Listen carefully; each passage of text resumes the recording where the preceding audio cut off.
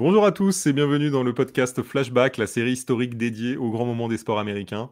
En ce 26 janvier 2022, on va revenir ensemble sur un événement majeur et fondateur de l'histoire du football américain, à savoir la création de la franchise des Oakland Raiders en 1960.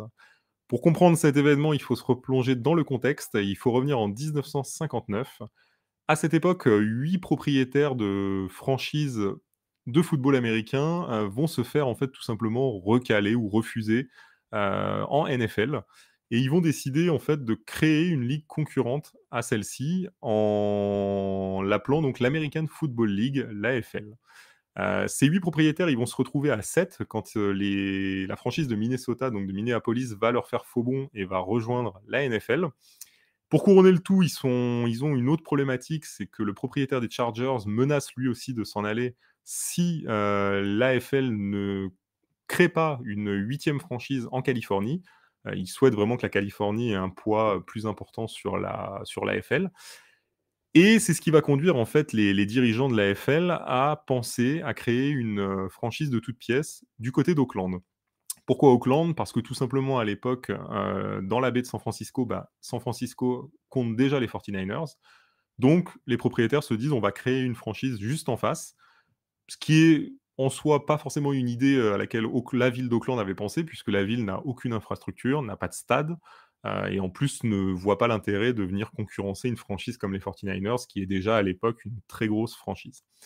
Mais malgré tout, l'AFL va pousser et va créer ce club qui, le 26 janvier 1960, rejoindra officiellement l'AFL comme la huitième franchise de ce championnat tout neuf qui vient de se créer.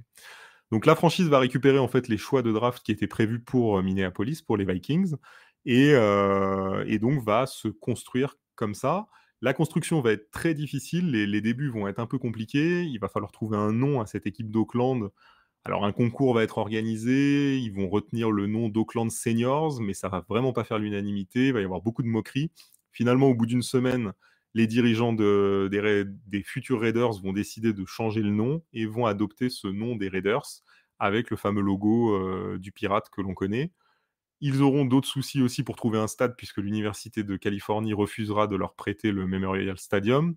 Donc ils seront obligés d'aller jouer carrément à San Francisco, le terrain des Niners, et ils se retrouveront à évoluer au Kezar Stadium. Et la franchise connaîtra aussi beaucoup de difficultés après sa première saison, puisqu'ils accuseront des pertes de 500 000 dollars. Ils seront obligés de faire un emprunt même auprès des Bills, carrément, du propriétaire des Bills, qui leur prêtera 400 000 dollars pour pouvoir continuer à exister dans cette AFL. Et les débuts seront vraiment très compliqués. Finalement, le club connaîtra ensuite une période un peu mieux, puisqu'ils rejoindront la NFL donc, suite à la fusion des deux ligues.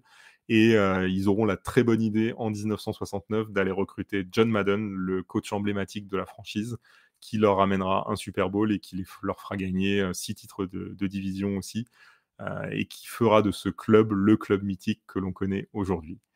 Merci à tous et on se retrouve demain pour un nouvel épisode de Flashback.